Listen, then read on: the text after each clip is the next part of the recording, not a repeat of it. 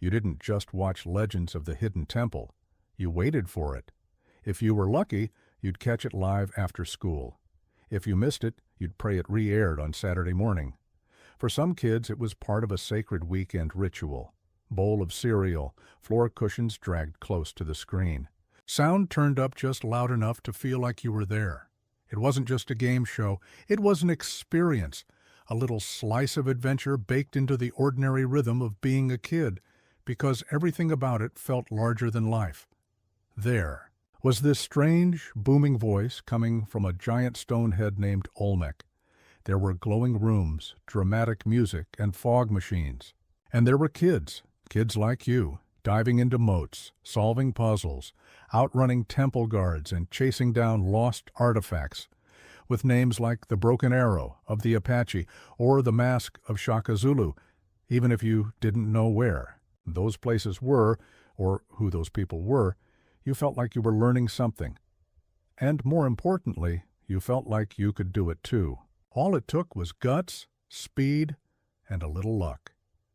In reality, Legends of the Hidden Temple aired from 1993 to 1995. Just 3 seasons, 120 episodes. But if you grew up in the 90s, it felt like it was on forever. It was part of a golden era of Nickelodeon, a time when game shows weren't just loud and wacky. They were physical, mysterious, and weirdly epic. Let's take a step back. This was a time before smartphones, before YouTube, before Netflix. Queues and TikTok scrolls. You couldn't binge a whole season in a night. If you missed an episode, it was gone. That made each one feel precious, special. And when it finally came on again, you didn't just watch it, you absorbed every second. The setup was simple on the surface, but it was built like a miniature action movie. Teams of 2, names like the Red Jaguars, Silver Snakes, Blue Barracudas, and everyone's favorite underdogs, the Purple Parrots. Each team had a boy and a girl working together through a series of trials. It started with the moat, a murky pool the kids had to cross, usually while holding onto a rope or balancing on something weird. It wasn't easy. Oh, really? Would you like to tap for us right now? No, thank you. You could tell who just wasn't going to make it. Then came the Steps of Knowledge, a kind of history quiz wrapped in mythology and ancient mystery. Olmec would tell a story, something about an emperor or an explorer or a sacred object lost to time. Then questions followed. Whoever answered fast and right got to move forward. And finally, the Temple Games. Physically demanding, often bizarre, and sometimes a little gross. Tug-of-wars, obstacle crawls, spinning wheels, and giant inflatable devices you couldn't name even if you tried. All of it led to the final act, the Temple Run, and if you were a kid watching at home, this was everything. It didn't matter how clumsy or tired the contestants were. When the first kid ran through the temple doors and disappeared into the fog, it was like watching a friend walk into danger. You were right there with them, yelling at the screen. No, the key goes in the other door. Look out, Temple Guard! The goal was to retrieve the artifact and escape before time ran out. But the rooms were confusing. The puzzles weren't always clear. And then, of course, there were the temple guards, silent figures who jumped out and snatched kids away when they least expected it. And when that happened, when a guard suddenly leapt out from behind a curtain, it was terrifying, but thrilling. You knew it wasn't real danger, but it felt like stakes. And in a world where most kids' shows revolved around cartoons and jokes, this was something different. You didn't just want to watch, you wanted to be there. That's what made Legends special. It made being smart and athletic feel like a superpower. It made teamwork look cool. And even though most teams didn't win, even though most kids didn't make it out of the temple in time, we didn't walk away feeling like losers, because we saw ourselves in them. The awkward jump into the moat, the hesitation on a question, the panic in the Shrine of the Silver Monkey, which, by the way, was just a 3-piece puzzle, but somehow managed to confuse every contestant. Every single time we laughed, we shouted, we cared, and what's wild is we still do. Today, the kids who ran those temples are grown up. If they were 11 or 12 back then, they'd be in their 40s now. They're parents, teachers, programmers, maybe even astronauts. The show did send a few winners to space camp, after all, and the host? That was Kirk Fogg, tall, energetic, always smiling, the kind of guy who made you feel like you could be the hero. He's still around, by the way, in his 60s now, still gets recognized, still hears from fans who tell him, "You were my childhood." And Olmec, the wise stone guardian of the temple, voiced by actor D. Bradley Baker, the same guy who now voices characters in Star Wars and Avatar: The Last Airbender. That deep, rumbling voice, that was real talent, that was theater, that was mystery. And yet, it wasn't the cast, or the temple, or even the prizes that stuck with us. It was the feeling of waiting all day to see if the silver snakes would finally win. The feeling of groaning when someone picked up the monkey statue upside down. The feeling of being completely locked into a story about a kid who just wanted to make it to the next room. It was a show that gave us something to believe in, and it came at the perfect time, just when we needed to feel like we could do something hard, that we could try, that being a little afraid wasn't the end of the world. What made Legends of the Hidden Temple feel so different wasn't just the games or the set design. It was how seriously it treated the audience. Most kids' shows back then were built on energy, humor, and color, but Legends added something else: mystery. The show felt ancient, like it was borrowing from something older than cartoons. The temple wasn't a jungle gym, it was a shrine. The games weren't just stunts, they were trials. And the contestants weren't just kids, they were adventurers. It gave us credit for having imagination, and that's why we stayed. Let's talk about the structure again, but not just in terms of segments. Let's look at it as a journey. Each episode felt like a mini-epic. It started with a crowd, 6 teams full of energy, bouncing up and down in place. Everyone was equal at the beginning. Nobody knew who was going to win. The names were playful: red jaguars, blue barracudas, orange iguanas. But the competition was real. You could feel it in the moat crossing. It looked simple, but it was anything but. Balance beams, rafts, swinging ropes, and water that was just deep enough to ruin your chances. One slip, one bad jump, and your team was done, gone in under 60 seconds. And for the kids watching at home, this was where your own little allegiance started to form. Maybe you always rooted for the green monkeys. Maybe you hated the purple parrots because they always lost. Whatever it was, you picked a team, and you stuck with them. And then came the quiz segment, the steps of knowledge. Now this was something Nickelodeon didn't have to do. They could have skipped it, but they didn't. They leaned into it.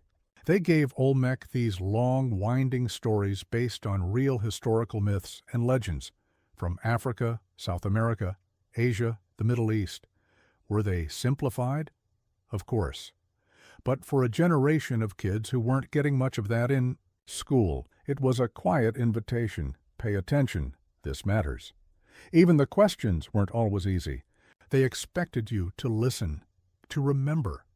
And when a team buzzed in confidently and got it right, the audience erupted because they earned it. And when they didn't, well, that silence was part of the tension. You didn't get a laugh track. You didn't get a second chance. You had to know it. You had to be ready. This was a game show with expectations. Then came the Temple Games, a wild mix of physical challenges that ranged from mildly athletic to outright absurd. You'd see kids racing to assemble giant puzzles, throwing sacks into targets, or pulling ropes while wearing weighted backpacks. It wasn't always graceful, but it didn't need to be. What mattered was effort. You saw kids fall, get back up, lose a pendant, keep going, and remember, these weren't actors. These weren't rehearsed performances. These were real kids, nervous, sweaty, determined, doing their best on national TV, and they were cheered for it. There was no mocking, no cutaway jokes, no sarcastic narrator. The show took them seriously. It framed their effort with dramatic music, dim lighting, and ancient-sounding narration, because to them it was real. And to us, it felt real too. And then, always, it came down to one final thing, the temple run, that 3-minute dash through a twisting maze of puzzles, doors, fake walls, fog, and lurking temple guards. This was where everything culminated. And it was. Never easy. You'd think the kid had it. Then they'd miss a door. You'd yell, "Go left," at the screen, only for them to waste time in the wrong room. Or they'd get caught by a guard without a pendant, or they'd freeze in front of a puzzle they didn't understand. And yet, no matter how many times the kids lost, it never got old, because the temple wasn't just a set. It was a symbol. It was the unknown, the thing you were afraid of, the test. And even though most of the time they didn't make it, they still ran. They still tried. Think about that. The whole premise of the show was about failing forward, about facing something big and strange and ancient, and doing your best anyway. You didn't always win. In fact, most people didn't win. But you kept going. Because the effort was the story. You didn't just learn that watching as a kid, you felt it. It wasn't about the prize, not really. Sure, space camp sounded cool, or that mountain bike, or that big silver trophy. But what you remembered was the run, the chase, the sound of the clock ticking down, the temple guard leaping from the shadows, the way the whole room held its breath as a kid reached for that glowing artifact with just 10 seconds to go. That was the show's real reward, and if you were lucky, you got to see a win. A perfect run, a miracle escape. But even when you didn't, even when it ended with a buzzer and a look of disappointment, you didn't walk away frustrated because you saw the effort.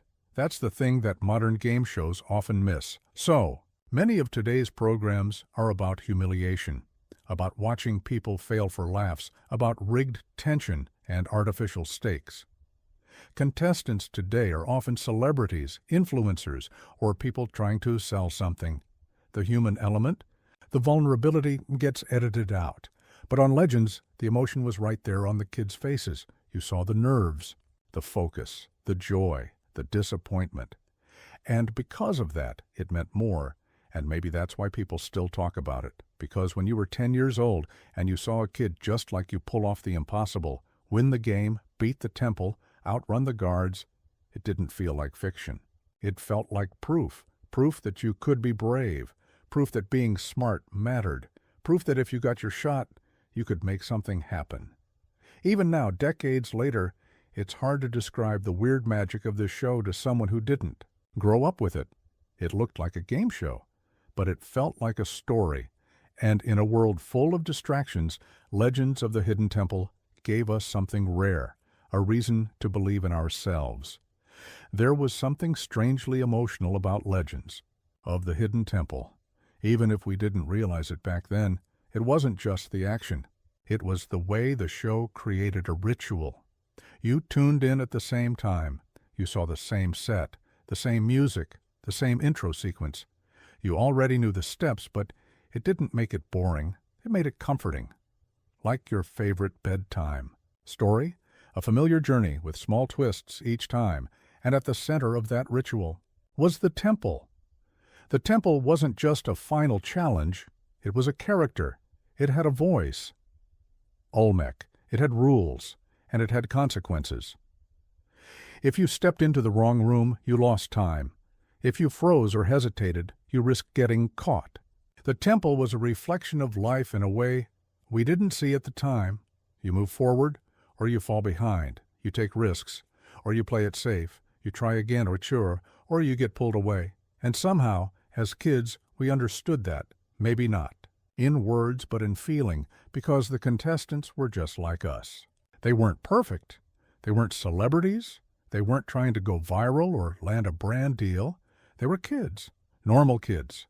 And because of that, when they lost, it felt real. When they won, it felt like we all won. That's what made the bond so strong. It's easy to forget just how rare that is now. Today, everything is edited, smoothed out, rehearsed. Even reality shows are built around characters, drama, manipulation. But Legends was raw. The mistakes stayed in.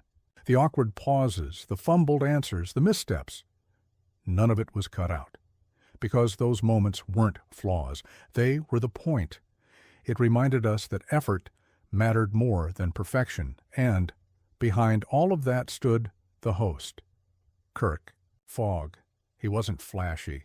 He wasn't trying to be a comedian or a hero. He was the guide, the one who set the tone. He brought just enough energy to keep things moving, but never enough to steal the spotlight. His role was simple. Introduce. The challenge, cheer you on and close it out. That's it. And looking back, that restraint was powerful. He let the kids shine. He let the temple speak, and his presence gave the whole thing structure. Today, Kirk is in his 60s. He's still remembered fondly by people who grew up with the show. He reprised his role in the short-lived 2021 reboot, though the tone was different, darker, moodier, more adult. It didn't last, and maybe that's part of the lesson here. You can't just rebuild the magic of something like Legends. Because it wasn't just the format, it was the moment in time. You had to be there. You had to be a kid in the 90s sitting on the floor with a bowl of cereal after school, hearing that theme music kick in, and wondering which team would win this time. That feeling, you don't recreate it, you remember it, and that's what gives Legends of the Hidden Temple its staying power, not just the nostalgia, but the meaning behind it. You waited all week to watch it. Maybe you sat down with your siblings, maybe your parents watched with you, maybe you watched alone. But either way, it was yours. It was part of your routine, part of your growing up, and it gave you something small but powerful: anticipation. In Unbiased, a world where everything today is instant, bingeable, skippable, forgettable, Legends taught us the value of waiting, of looking forward to something, of showing up even when you didn't know how it would end, because you wanted to feel something, and this show delivered. It delivered tension and surprise and joy and frustration, all in under 30 minutes. And the best part? You weren't just watching, you were imagining. You were planning your own temple run in your head, thinking about what you'd do in the room of the golden idols, how fast you'd move in the pit of despair, what path you'd take through the temple guard zones. It didn't matter that it was a TV show. To you, it was training. That's what good storytelling does. It invites you in. It makes you believe, and Legends was brilliant at that. Without being preachy, without being polished, it made kids feel capable. Not because they were winning prizes, but because they were stepping into something unknown and giving it everything they had. There's another piece we should talk about here, and that's the cultural context. In the 90s, America was shifting. The internet was still new. Phones were still wired to the wall. Streaming didn't exist. Kids played outside, rode bikes, swapped trading cards. Shows like Legends weren't just content. They were events. You talked about it at school. You reenacted it in the backyard. You tied a rope to a tree branch and tried to swing across a puddle, just like the Moat Challenge. It bled into real life. Compare that to now. Shows today often isolate us. We watch them in our rooms, on our phones, alone. We don't talk about them in the same way. We don't share the experience, but back then, you weren't just a viewer. You were part of a generation that watched something together, that felt something together. And that bond, that shared memory, is why this show still gets brought up 30 years later. It's why people smile when they hear green monkeys or silver snakes. It's why there are online quizzes about which team you would have been on. It's why there are memes about the silver monkey puzzle that nobody could solve. Because the show didn't just entertain, it gave us a story to remember and a piece of identity to carry with us. There were a few things Legends of the Hidden Temple never told us, like how the temple run, the part we all waited for, was impossibly hard by design. Most kids lost. And that wasn't a glitch. That was the plan. Producers have since admitted they made it intentionally difficult to win. Sometimes they placed the hidden artifact in the farthest possible room. Sometimes they made the puzzles intentionally confusing And sometimes they edited things too. Make the kid look like they were moving slower than they actually were, because if everyone won, the show would lose its tension. That's the paradox. The show celebrated bravery, but it also stacked the odds against you. And we, as kids, rooted for the impossible anyway.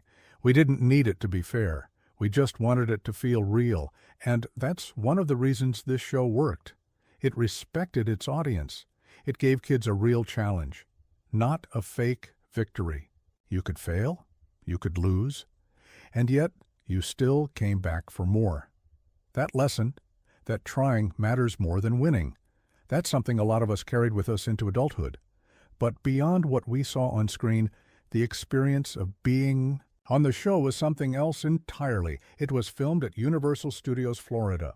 And yes, the temple was real. It wasn't CGI. It wasn't a green screen. That maze was built with plywood, foam, and sweat. And those temple guards? Actual stunt performers, trained to sneak out of hidden panels and scare the life out of 11-year-olds. Parents weren't even allowed inside during the temple run. They had to watch from monitors, biting their nails, hoping their kid didn't freeze under pressure. A lot of the contestants say now as adults that they still remember every second. The sounds, the smells, the weird texture of the slime, the heart-pounding moment when a temple guard grabbed them. It stayed with them because it meant something. But let's talk about the legacy. What happened after the show ended? The original run of Legends of the Hidden Temple aired from 1993 to 1995. Just 3 seasons, about 120 episodes. Then, nothing. It disappeared. Nickelodeon moved on. The temple was dismantled. The host went back to acting. And for a while, it just lived in reruns and memories, but the fans never forgot. By the early 2010s, online forums started buzzing again. People were trading VHS copies, uploading clips to YouTube, sharing memes, writing essays about how Legends taught them grit, focus, and bravery. In 2016, Nickelodeon even tried making a live-action movie version of the show. But it was aimed at younger kids, and the tone didn't quite click. Then in 2021, there was a reboot for adults. Same host, same temple. But something was different. The energy felt heavier, less joyful, more competitive. It only lasted 1 season. Because Legends wasn't meant to be adult. It wasn't about nostalgia for grown-ups. It was about the feeling of being a kid who believed they could solve the monkey puzzle, a kid who thought, if I was on that show, I'd win, and that's why no reboot has ever stuck. Because the original wasn't just a format, it was a feeling. It was the rush of adrenaline when the countdown started, the suspense of the final seconds, the heartbreak of a guard jumping out at the worst possible time, and above all, it was joy. Joy that felt earned, joy that felt shared, joy that reminded us what it was like to believe, even for a moment, that we could do something extraordinary. That joy didn't need high production or expensive sets or viral clips. All it needed was a temple, a story, and us. Now, can you still experience it today? Actually, yes.